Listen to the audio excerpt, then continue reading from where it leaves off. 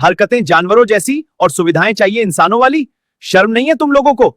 तुमसे तो अच्छे हम जानवर हैं। नमस्कार दोस्तों, स्वागत है आपका हमारे शो चाय पे चिंतन पर। मैं हूं आपका खुर्रम खुराफाती। आज हम बात करेंगे सिविक सेंस पर। सिविक सेंस मतलब समझदारी या एक नागरिक की जिम्मेदारी। मित्रों, मैंने ये नोट किया है, भारतीय मानव समाज में सिविक सेंस का बहुत अभाव है। मानव समाज मैंने इसीलिए कहा क्योंकि जानवरों में भी थोड़ी जिम्मेदारी नाम की चीज होती है। अब आप ट्रेन में देख लो, टॉयलेट में वो जो मग्गा होता है उसको जंजीर से बांधना पड़ता है। कभी सोचा है क्यों? क्योंकि मानव समाज से खतरा है। अरे भाई, उसको बिना जंजीरों से बंधे रख दिए तो तुम लोग उसको उड़ा ले जाओगे। कितने शर्म की बात है, एक मामूली सा मग्गा नहीं छोड़ते तुम। अरे भाई, जब तुम लोग खुद ही जानवरों जैसी हरकत करोगे तो सरकार क्या खाक मानव जैसा बर्ताव करेगी तुम्हारी साथ।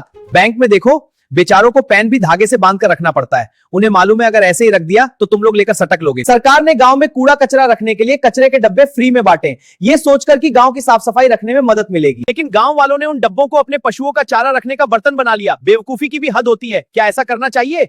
अब जब गंदगी होगी तो सरकार को गाली दोगे? सरकार में कोई एलियन या भूत वगैरह नहीं है। आप लोगों में से चुनकर जाते हैं सदन में। तुम्हें क्या लगता है सब कुछ सरकार ही करे? तुम्हारी कुछ भी जिम्मेदारी नहीं है। अगर ऐसी सोच रखोगे तो सरकार भी घंटा नहीं करने वाली। सड़क पर देखो, जहां मन चाहा वहां थूक दिया, उल्टी सीधी गाड़ी चलाई जा रही है, शराब पीकर राइडिंग की जा रही है।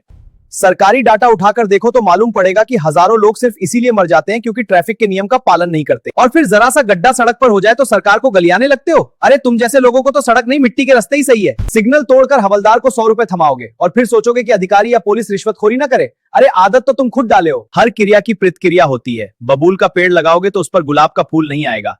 इतना तो समझ होना चाहिए ना। तो कहने का मतलब यह है कि जब आप खुद सुधरोगे तो सरकार अपने आप सुधर जाएगी। एक जिम्मेदार नागरिक बनो, न कि आवारा जानवर। देखो भाई, अपने पास पड़ोस में साफ सफाई रखो, ट्रेन में इंसान की तरह यात्रा करो, सरकार के साथ सहयोग करो, जिम्मेदार नागरिक बनो। सरकार की गलती होगी तो मैं आपकी आवाज उठाऊंगा, लेकिन जनता की गलती होगी तो लताड़ भी लगाऊंगा। सबका पक्ष निष्पक्ष रखा जाएगा। मैं आशा करता हूं आप बात को समझोगे। मुझे लाइक या सब्सक्राइब नहीं चाहिए। भारत महान बने, यही मेरी आशा है। जय हिंद, जय भारत।